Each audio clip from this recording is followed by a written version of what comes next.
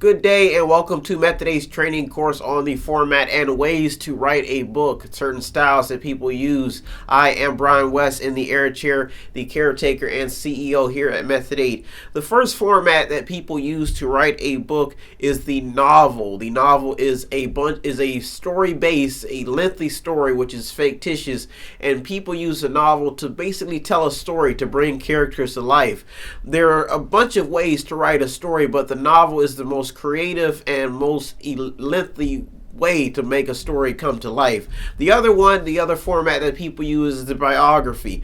The thing to note about the biography is a story about a person's life. If I was to tell my story about how things happen in my life, step by step, that is what a biography is. You also have the chronicle. The chronicle is a bunch of stories piece to piece in order. Some of them are factual, some of them can be fiction. People use chronicles to tell a story in pieces, in chronological order pretty much. So that's how they pretty much order the story in a story format, just in chronological order. So that's pretty much how they tell the story of a chronicle. It's basically like a series, like certain movies you may see that are in series. That kind of explains that. Sorry about that. But then you have the episode or chapters. Now the episode or chapters are events that happen in sequence. We just had a certain movie that came out that made quite a bit at the box office, but it was an episode. And that's maybe why some people have a hard time confusing episodes with series, because an episode is just a part of a story. It's another part of the story. So that's how you can kind of memorize that format on how to write a book, is to write certain episodes of a story. You may have the same characters, just in a different format or a different setting, a different light, a different story format.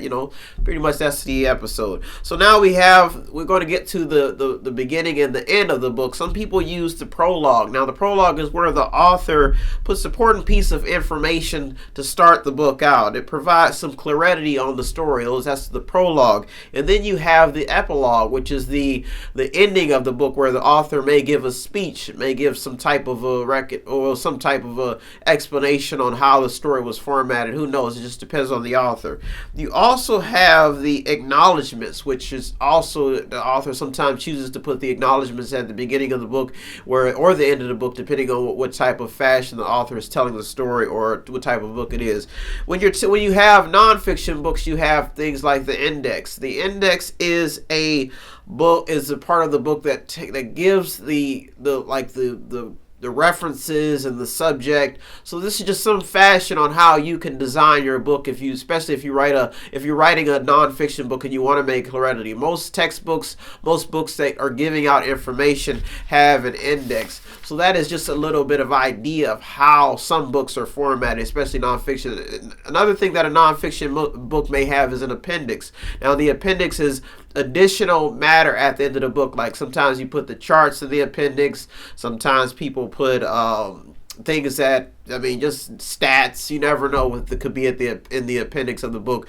And you also have the table of contents. Well, the table of contents is at the beginning of the book. I hope I did not confuse that with the index, but the index is usually at the end of the book, would tells the subject matter and the references, but the table of contents is usually at the beginning of a nonfiction book. Sometimes they have them in fiction books too. It just depends on what style the writer is writing in and what they're trying to get, what point they're trying to get across. But the table of contents is mainly used for, it's like an outline of what the book entails and what the chapters are usually about. So when the reader is reading the book, they will have they may want to skip through the book. Most nonfiction books have a table of contents, if not all of them have a table of contents. You also have the glossary in the formation of a book. Now the glossary is the section where if a writer is using dialect or words that most people don't understand, like big words, complicated words like supercalifragilisticexpialidocious or something like that, they may put it at the end of the book so people can know what that word means. I'm just being comical, I'm sorry.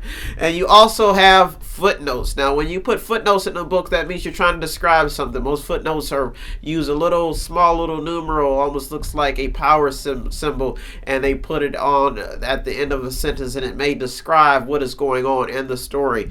And you also have the endnotes. Now the endnotes is a brief explanation at the end of a research paper. So those are just some of all the nuts and bolts that come along with writing a book. I hope this kind of helps you get an understanding of the terms and the way ways so you can format your own book. If this video is helpful, please let me know. I thank you so much. Please don't forget to subscribe to our YouTube channel, and if you want to contribute to anything we do at Method 8, you can visit methodinc.com, and any contribution over $10 gets you a free Method 8 product of your choice. I want to thank you so much for tuning in, and yes, I'm sorry I did cheat. I am going to edit some more videos.